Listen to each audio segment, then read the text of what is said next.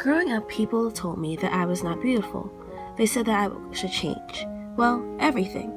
My hair was too thick, my skin too dark, my eyebrows were the wrong shape.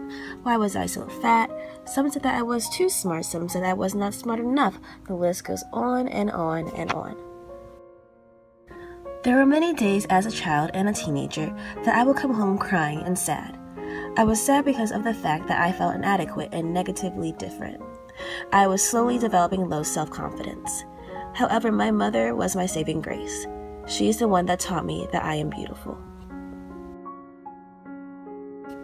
But not everyone has a mother like mine. Many have to go through life without anyone to support them. Some have to come home to even worse circumstances than what they received in public or at institutions. So, where does the support come from?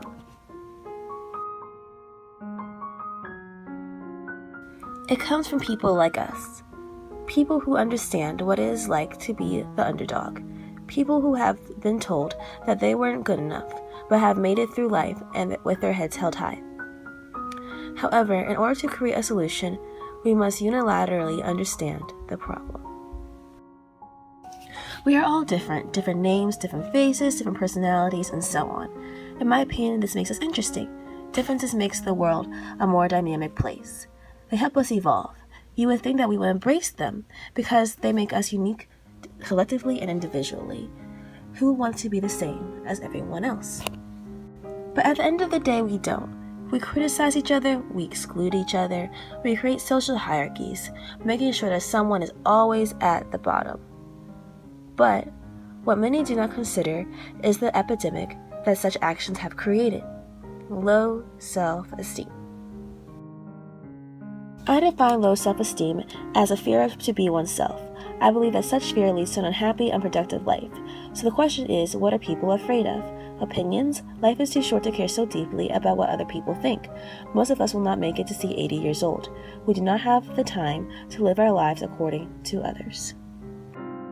Tochukwu, author of Psychology of Friendship for Leadership, once said, "Fear is a product of doubt. It is a negative energy. Law is not necessary for people who have freedom. Law is the control switch that produces fear. That fear produces lawful citizens is a delusion. It only creates fearful citizens." This applies to how we see ourselves. Fear in our context is low self-esteem. Low self-esteem causes us to doubt ourselves, and public opinions are the law. According to Tochukwu, not being who you are does not mean that you are conforming with the rest of society, because inside, you will always be yourself. All it means is that you are afraid. What has caused this fear and doubt? We have heard the story 1,000 times. Bullying, cyberbullying, abusive family members, to name a few. But do we take the effects seriously enough? I do not think that we do. Having low self-esteem can be deadly, just like cancer or any other disease. Therefore, it should be treated like them as well. Let's play a game. Let's see what you know. Did you know that 44% of girls and 15% of guys are attempting to lose weight? We all know why. Kids are often bullied for being fat, and they think that this will help them fit in. But it is sad that this is what they are worrying about. Instead of thinking about things like school or puppies, they are worried about their thighs. Did you know that 1 in 4 girls today falls into a clinical diagnosis?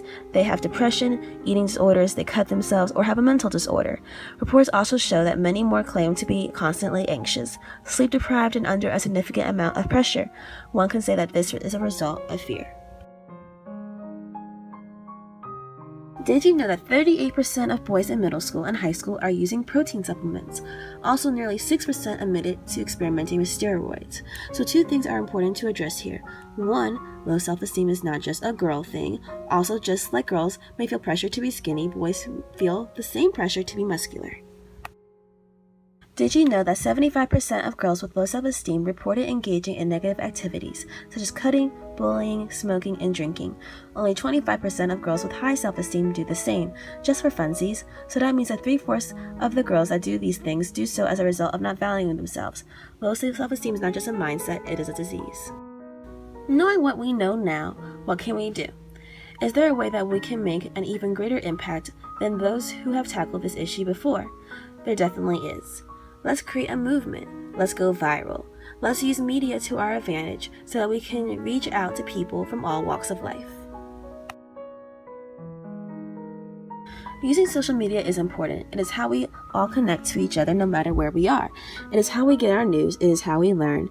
There have been so many campaigns like the Ice Bucket Challenge that have made certain causes implanted in our minds, but doing so has caused other issues to sit in the sidelines of the public eye. Low self-esteem should not be one of those issues, but it is.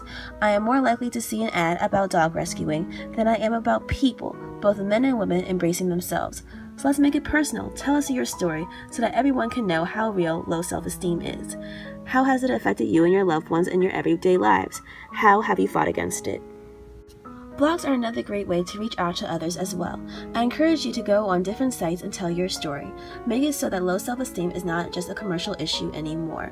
Make people read the pain that it causes. Make people feel what you feel just for 1 second so that they in turn will reach out to others and help them if in need. The Facebook posts that you just saw are good examples, but notice the hashtag #WeAreOurselves. This is so important because this is how we are going to create our community. With this hashtag, we are not only going to be able to see other people's stories, but we're going to help them with their own. We can become a support group of sorts. #WeAreOurselves is a war cry. Let's fight against the people who say that we are not fabulous just the way that we are. Maybe that should be another hashtag. #fabulous. I don't know. I'm just saying.